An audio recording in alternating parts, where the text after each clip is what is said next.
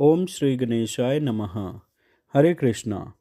कार्तिक मास महात्म्य कथा अध्याय 23। नारद जी बोले, हे राजन, यही कारण है कि कार्तिक मास के व्रत उद्यापन में तुलसी की जड़ में भगवान विष्णु की पूजा की जाती है।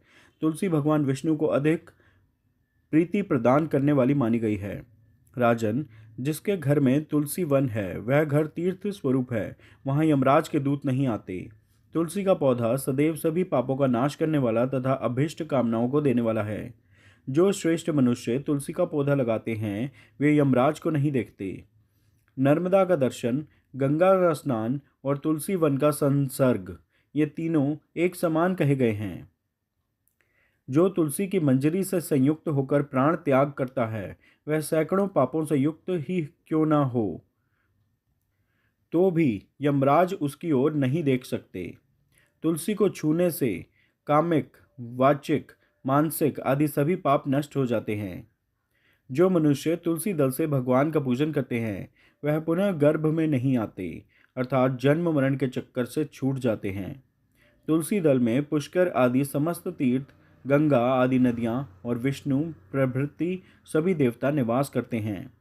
हे राजन, जो मनुष्य तुलसी के काष्ठ का चंदन लगाते हैं उन्हें सहज ही मुक्ति प्राप्त हो जाती है और उनके द्वारा किए गए पाप उनके शरीर को छू भी नहीं पाते। जहाँ तुलसी के पौधे की छाया होती है वहीं पितरों की तृप्ति के लिए श्राद्ध करना चाहिए। जिसके मुख में, कान में और मस्तक पर तुलसी का पत्ता दिखाई देता है उसके ऊपर यमराज भी दृष्टि नहीं डाल सकते, फिर दूतों की तो बात ही क्या है। जो प्रतिदिन आदर पूर्वक तुलसी की महिमा सुनता है वह सब पापों से मुक्त हो ब्रह्मलोक को जाता है। इसी प्रकार आंवले का महान वृक्ष सभी पापों का नाश करने वाला है। आंवले का वृक्ष भगवान विष्णु को प्रिय है। इसके स्मरण मात्र से ही मनुष्य गोदान का फल प्राप्त करता है। जो मनुष्य कार्तिक में आंवले के वन में भगवान विष्णु की पूजा तथा आंवले की छाया में भोजन करता है उसके भी पाप नष्ट हो जाते हैं। आंवले की छाया में मनुष्य जो भी पुण्य करता है वह कोटि गुना हो जाता है।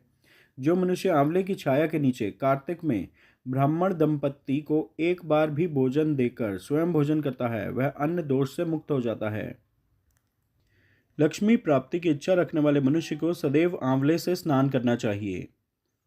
नवमी, अमावस्या, सप्तमी, संक्रांति, रविवार, चंद्र ग्रहण तथा सूर्य ग्रहण के दिन आंवले से स्नान नहीं करना चाहिए। जो मनुष्य आंवले की छाया में बैठकर पिंडदान करता है उसके पितर भगवान विष्णु के प्रसाद से मोक्ष को प्राप्त होते हैं। जो मनुष्य आंवले के फल और तुलसी दल को पानी में मिलाकर स्नान करता है उसे गंगा स्नान का फल मिलता है। जो मनुष्य आंवले के पत्तों और फलों से देवताओं का पूजन करता है उसे स्वर्णमणि और मोतियों द्वारा पूजन का फल प्राप्त होता है। कार्तिक मास में जब सूर्य तुला राशि में होता है तब सभी तीर्थ, ऋषि, देवता और सभी यज्ञ आंवले के वृक्ष में वास करते हैं। जो मनुष्य द्वादशी तिथि को तुलसी दल और कार्तिक में आंवले की छाया में बैठकर भोजन करता है उसके 1 वर्ष तक अन्न संसर्ग से उत्पन्न हुए पापों का नाश हो जाता है। जो मनुष्य कार्तिक में आंवले की जड़ में विष्णु जी का पूजन करता है उसे श्री विष्णु क्षेत्रों के पूजन का फल प्राप्त होता है। आंवले और तुलसी की महत्ता का वर्णन करने में श्री ब्रह्मा जी भी समर्थ नहीं हैं। इसलिए धात्री और तुलसी जी की जन्म कथा सुनने से मनुष्य अपने वंश सहित भक्ति को पाता है। कार्तिक मास महात्म्य कथा अध्याय 23 पूर्ण हुआ।